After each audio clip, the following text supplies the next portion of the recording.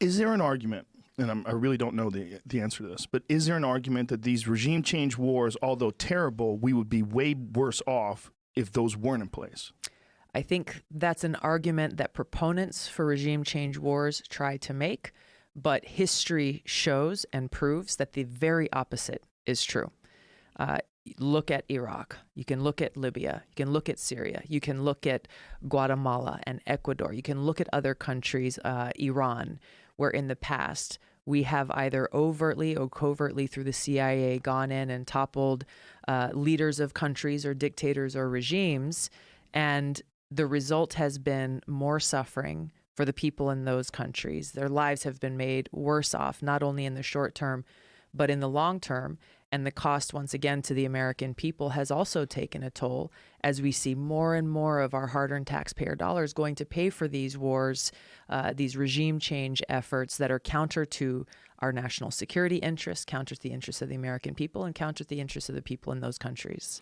So is this one of those things is just a counterintuitive thing where you would think that getting rid of someone like Gaddafi would be a good idea? He's a terrible, evil person.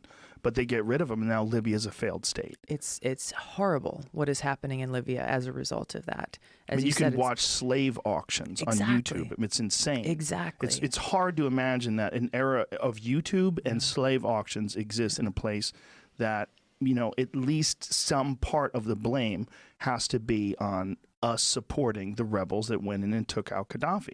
Like, it's not good to have, see, it's one of those counterintuitive things, right? Where it's not good to have an evil person in control of a country. Yeah. But it's also not good to kill him. They get rid of him, and then this power vacuum, right? Yeah, it's that it's hard to accept sometimes the reality that there are bad people in the world. There are leaders of countries who are doing bad things against their people. What the real question is we recognize this is the world that exists in reality, not the world that we wish existed.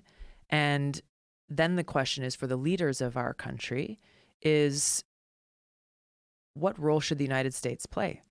Does it make sense to try to act as the world's police as we have been for far too long, both as we look at what is in the best interest of the American people, what's in the best interest of our national security, as well as what impact will our actions have on the people in these countries?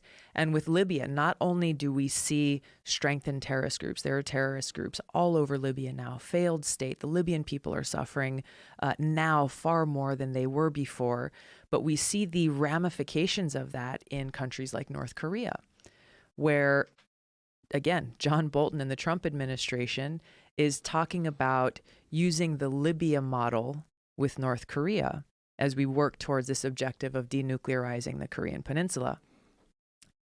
One of the leaders in the North Korean government just said the other day, the United States government is talking about using the Libya model with North Korea to get them to get rid of their nuclear weapons. They don't want to end up like Libya or Iraq, where in Libya, as you remember, the United States went in and told Gaddafi, hey, get rid of your nuclear weapons program, and we're not going to come after you.